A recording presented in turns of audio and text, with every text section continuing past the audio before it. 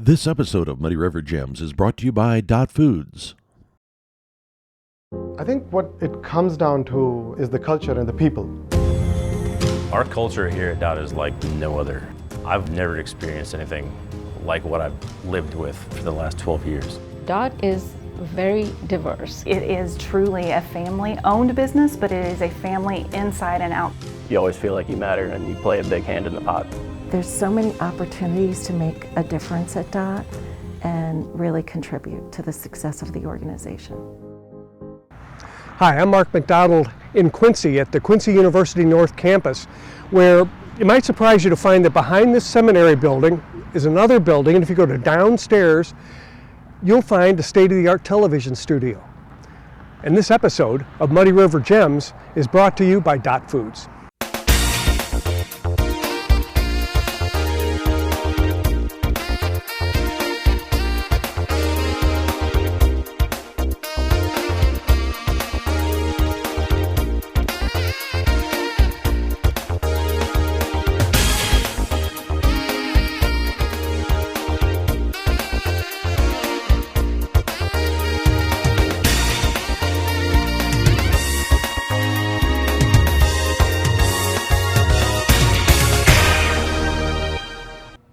Jim Lawrence is kind of surprising to some people, I think, that when they get to QU and they go down into the bowels of this old seminary building that's on the North Campus, there's a TV studio down there, and a pretty darn impressive one at that. Yeah, no kidding. A lot of the students that I run into that have been out here for the first time, sometimes even a senior, I've never been out here before. Wow, this is pretty impressive. So yeah, it is a very impressive facility, and we're trying to get more people involved in the whole process out here. Yeah, and it comes at kind of a challenging time because, local television is kind of on the wane, radio is kind of on the wane, but you have, podcasts are they're waxing. Yeah. And then you also have these other forms of communication that are building and building and building, and it's a real sort of a on the cusp of time for students to decide if they want to get into communication and how to do it. Yeah, it really is. And what we kind of concentrate out here is you have the ability in the studio to produce a full-length newscast if that's what you want to do. Mm-hmm. If you want to be an anchor, you can be an anchor. If you want to be behind the scenes, for example, and work in the control room, you can do that. But other aspects of what we do is content production. So you don't want to do full-length content production such as a newscast. Mm-hmm. You can do content for social media. You can do content for websites. You can do content material for, say, a marketing department at a hospital. So it's kind of a broad range of items that we teach out here at Quincy University. And it actually gives the students kind of a choice of what area they want to excel in after graduation. Mm-hmm. Breeze us through this because we call this the studio area. Yeah, right? This is the studio area. So this used to be an old cafeteria here at is that right? Quincy University, and it was used by the seminary. So right when you walk in here, of course, you see all the green. This is our green screen, and we use this. We do a weekly weather forecast here at QU, but we also use it for a lot of the sports teams. So anyone that's familiar with green screen, we can take the green and replace it with a picture in the background. So we'll take stills and videos of a lot of the sports teams, and they'll come out here and do that kind of on a regular basis. So weather and sports here. Weather and sports. And for people that don't know what the green screen is, this allows you to take other pictures and other media and place it behind the individual. That is and the correct. individual looks like he or she's in part of the action. That is correct. So for example, during the weather, they're looking at the monitors either on the left-hand side or on the right-hand side, and they can see themselves actually pointing to the actual weather graphic itself. And then over here, Chelsea is working on the weather graphics for the show that we're putting together today. And we actually have a weather system that is used in broadcast. So it is one of the weather systems that a lot of broadcast stations do use.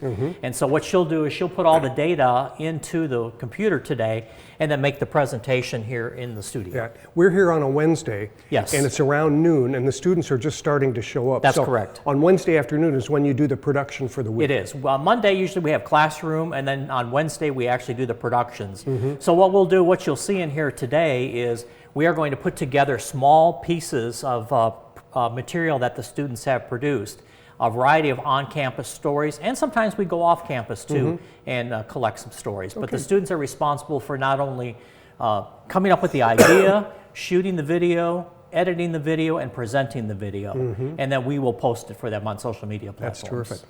Okay, let's keep going. I'll follow you this way. All right, so this is our new set, and one of the great things about our studio here is we've been able to repurpose a lot of the items that came from other broadcast stations. For example, this set came from Rockford, Illinois. Before it was in Rockford, Illinois, it was actually in Chicago. So, you know, it's just 2 generations from major markets. That's right, that's right.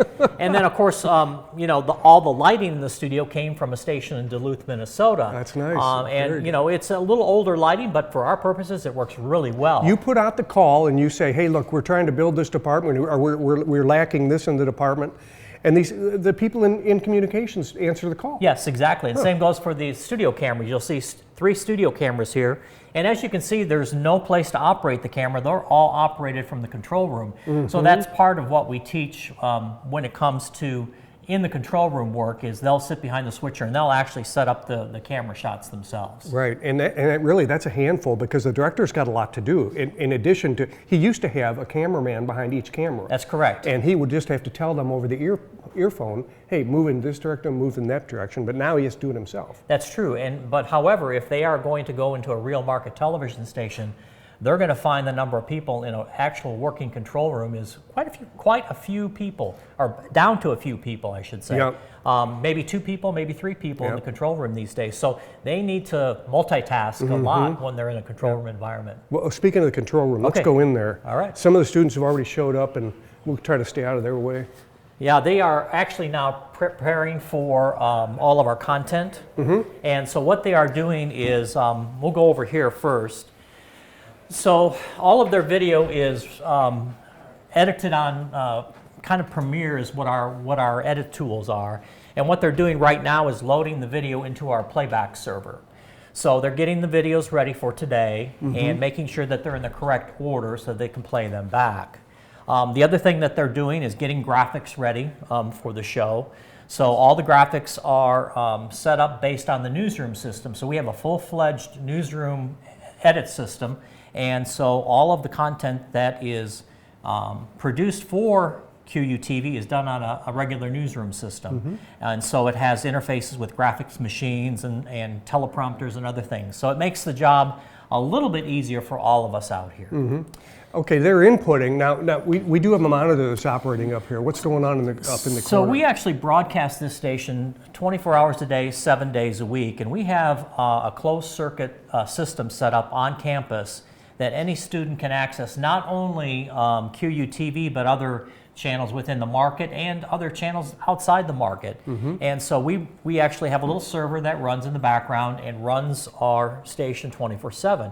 And it's a combination of content that students have produced out here on North Campus and other content that's produced for the university. Now the content that we're looking at right now, was that shot here in the studio that we were just in? Yes, okay. That was shot here in the studio, and this was kind of what we call a long form interview.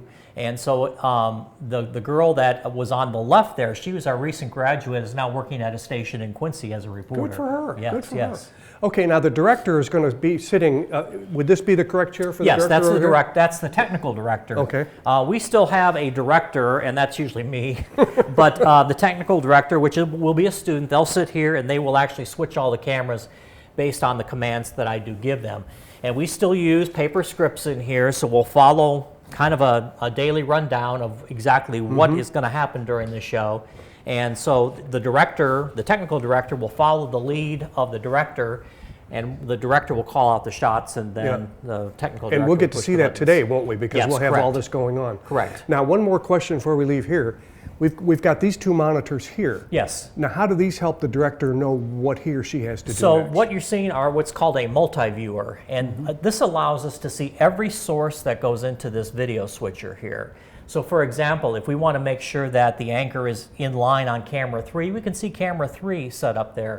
Or if we want to make sure that the correct graphic is up before we put it on for the presentation, we can see it down at the bottom of the screen. Oh, and it says vid 1 and vid 2. That's correct. Now, does the director preview vid 1 and vid? Okay. And so we can see, you know, when we get our videos queued up ready to go for the show, we'll be able to see those in those monitors. Wow. And also, okay, and so the director also has the ability through the robots to move those cameras into different positions Yes. at the same. Wow, Absolutely. Okay. Well, that's a lot to do. It is a lot to do. It is a lot to do. And then behind you here, this is the audio board, and so Jack's going to be running the audio board today. And so what we'll do is we not only handle all the microphones, but any audio from video, and then bumper music and things like that are all part of the show. Terrific. Okay, it'll be exciting to see how all this comes about. Yeah. Nora Baldner, once a week you get to move your communications class into the studio. What do you call this day? It has this. This is show day. Show day. Okay. It is my favorite day of the week. Okay, and why?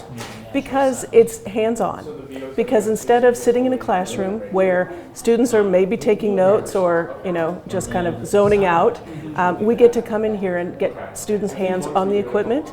They get to sit at the anchor desk. They get to sit in front of the switcher. They get to load the video. They get to see exactly what a production takes. So it's really fun when they see the execution of all of their hard work from the week before. And they get to really succeed or really flop on that day, right? And if they flop, they do it again, I'll bet, right? Absolutely. The difference between when you and I were in the business is we didn't get rehearsals. But so, we had some interesting shows, didn't we? But here we'll do rehearsals and we'll do it again. And I really like it when students say, I can do that better. Let's do it again. So we give them that opportunity for sure. We were talking to Jim Lawrence earlier about how you approach this. You don't do the 30-minute newscast anymore, but you do it in segments because it's easier for people to view that way. So you're going to do a segment now. Can you set it up for us, what we're going to see? So actually this is news that made news in the city of Quincy. Typically our students really focus on news on campus, but this was a story that transited into the community. It affected a student here on campus, and it involves a crime story. So we had a student who covered this story when it happened. It was back in 2020, and now we're following through on the execution of the criminal case that kept going and kept getting delayed. But now our students get to see that this case took place in a courtroom. We got video from the pool camera, so they get to see how that works in the real world as well. And now our student is going to voice the story and introduce the soundbite that comes out of the content that we got from the courtroom. So it's full, it's watching a story go from beginning to end, even if it took a couple years to do so. Okay, good. Yeah. Well, we're going to be here just to hang out and watch it happen. Great. All right. All right. Okay. Everybody ready? Okay, so we got the open one, right? And the VO in 2, and then we'll need to load the sound bite back in 1. Okay. Recording just in case. Yeah, let's do it. Okay, stand by here. Open in 1, in 3, 2, 1. Roll it and take it. Okay, stand by studio camera 1.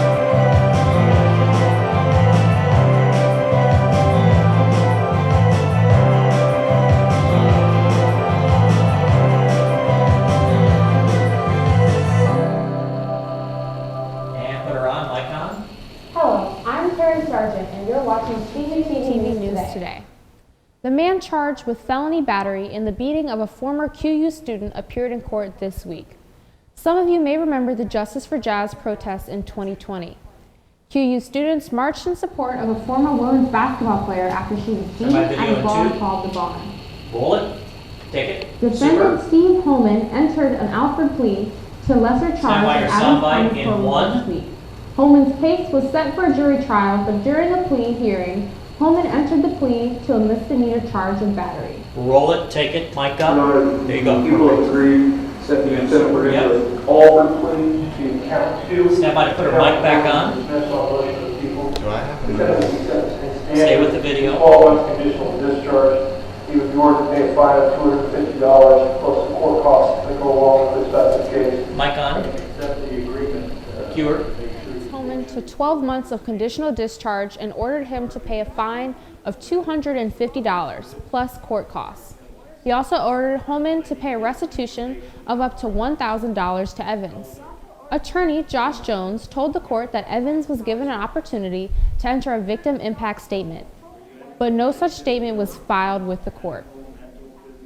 Thank you so much for joining us. This is QU News Today. Find us on social media and at QUmedia.net. And have a great day. Music up, bump cam up. Music up. There you go. Okay. You put that social media super up again if you want to.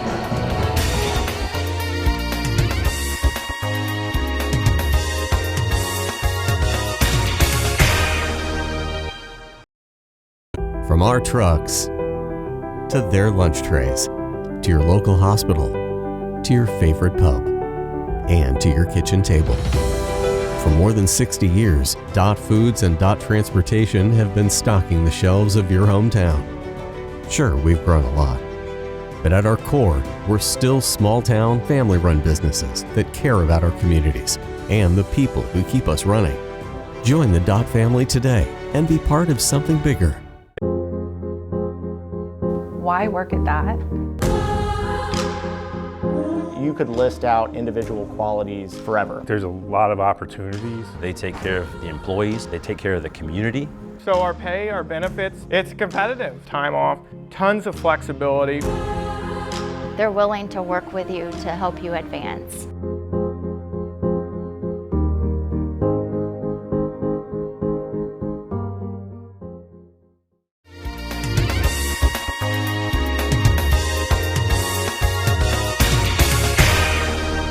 So Taryn, how do you think it went? We were in the control room while you did your VOSOT. I think they still call it a VOSOT, don't they? Yeah. How do you think it went?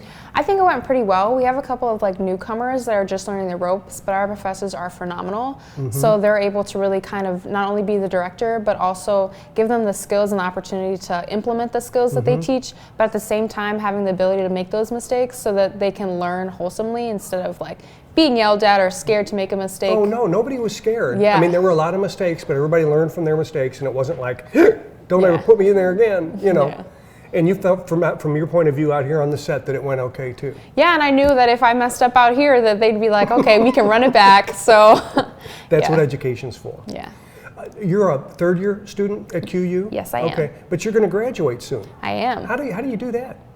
Well, it's kind of sad because you kind of get used to your team and you get used to your professors, but at the same time, you got to know that you've got to go out in the world and actually show off what they were grateful enough to teach me. So. Yeah.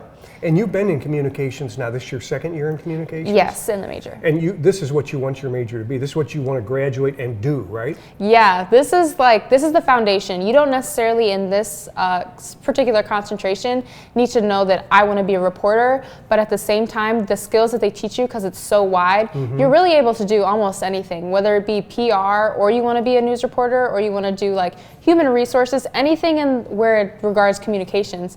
They really give you the skills to be able to take off and run. And where does Taryn want to go with this?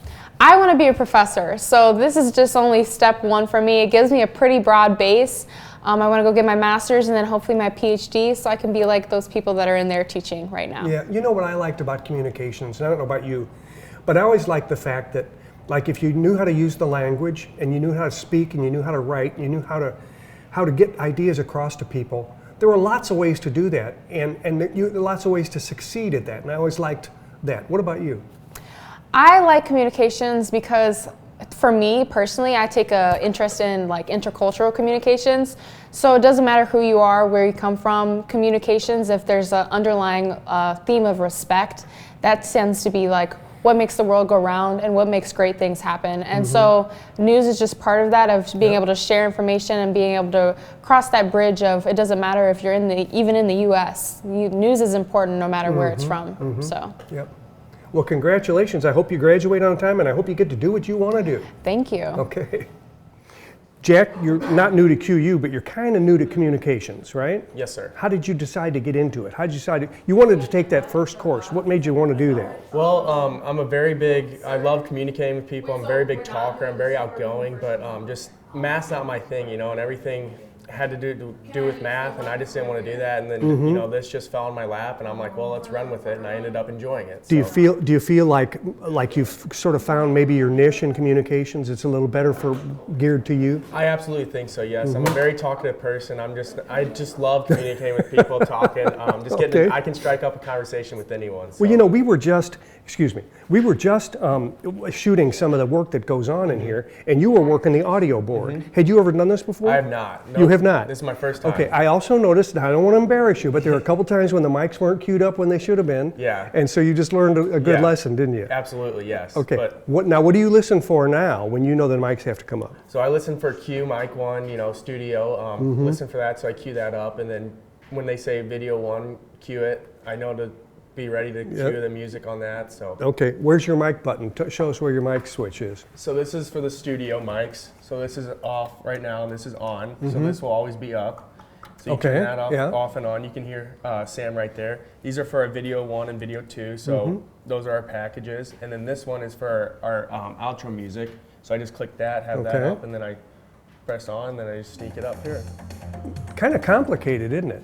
A little bit, yes, but once you do it, you learn. And if you do mess up, it's not like the real world where, oh gosh, you know, my career's over. Yeah. You get a chance to do it again, Absolutely. don't you? Spin around here for me so we can get a look at you. Yeah. So in this communications field, now I think you said you're a junior, right?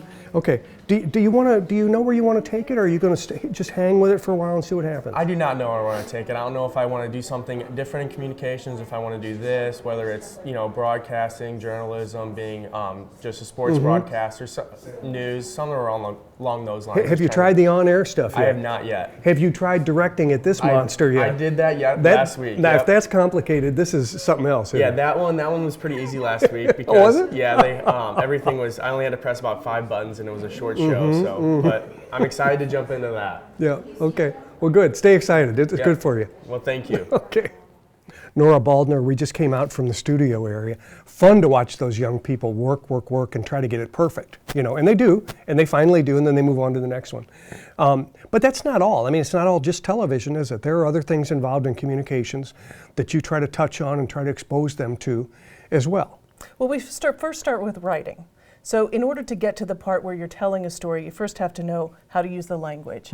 So we spend a lot of time on actually old newspaper style, the inverted pyramid style of writing, and getting the quotes and getting the interviews and knowing how to tell the truth and how to tell a story and how to weave a story, much like you're doing with this project. So we kind of start there and then get into voice work. So we'll do a podcast, or we'll do something, we'll broadcast a local home game. We've got a lot of students who like sports broadcasting, so they'll do play-by-play, or they'll do analyst for a local game. And then from the podcast room, then we move into shooting video. And then we'll shoot the video, do the interviews, and create stories and create content, hopefully with impact. We really like to have the stories have meaning and have impact here on campus. Now let's walk along here, because I notice there's a whole bank of computer screens here. This is where students edit their video projects. They also edit their podcast projects here too. So when they get to the point where they're layering either music in, or they've got some actualities, that's an old radio term, from a phone call or from a different interview, they can edit those as well. So that's where they use that. Okay, now when you and I were just thinking about getting into broadcasting, radio was a thing. It was. And it's not that it's not a thing, but it's not something young people think about anymore, is it? It's not, but it's so funny how the skills are exactly the same when you go into podcasting. You're still talking about enunciation, pronunciation, enthusiasm. Yeah, so this would have been a radio room. This would have been used for radio broadcast training, right? Absolutely. So as you can see, we've got a good setup here. We've got 4 microphones. And first, sometimes they get very nervous, because in the first week I will take the class and bring them in here and put them in front of a microphone. And everyone says, "Oh, I don't like the sound of my own voice." I hate my voice. I can't stand it. I know. That's exactly I right. used to be the same way. Exactly. So, I like to say that I throw them in the deep end without floaties and turn on the microphones, and then we just get them talking. And very quickly, the students realize the content is more important than my fear of performance. So getting them acclimated in here, getting them pushing buttons and recording, and knowing how to edit video or edit audio together is really that's important. kind of a positive thing, because when we were younger, if you didn't have a radio voice, you probably didn't go for this, or that you wouldn't be recruited to do this. You had to have a radio voice.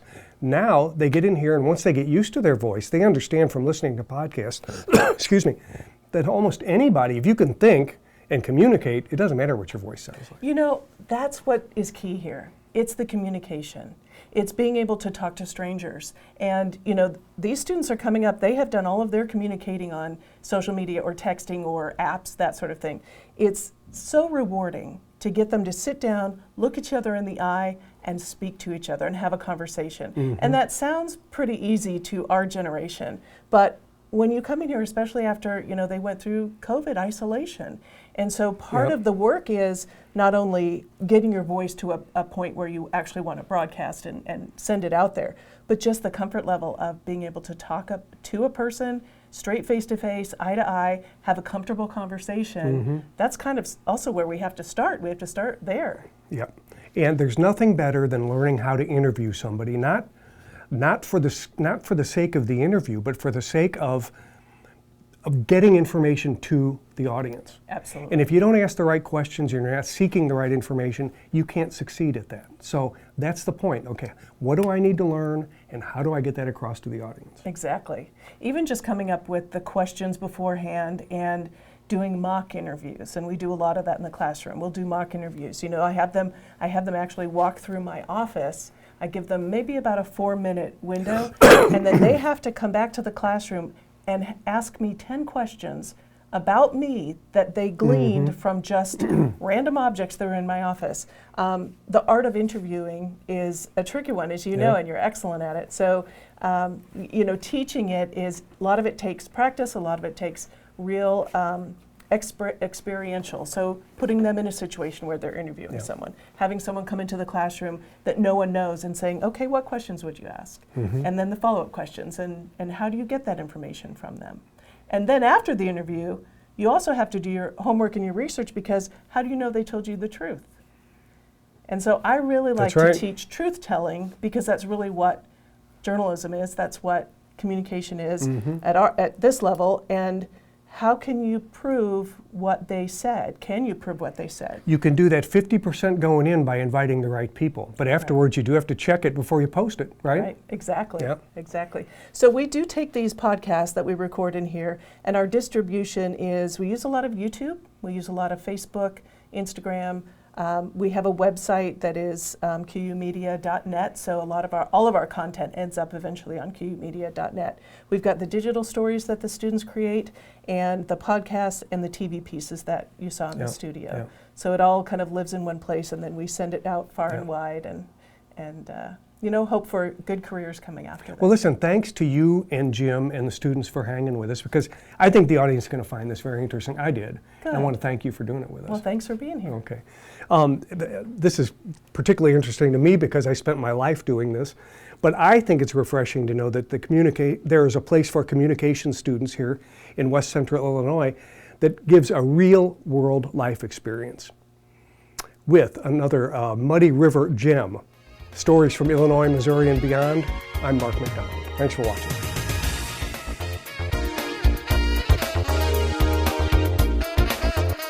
This episode of Muddy River Gems was brought to you by Dot Foods,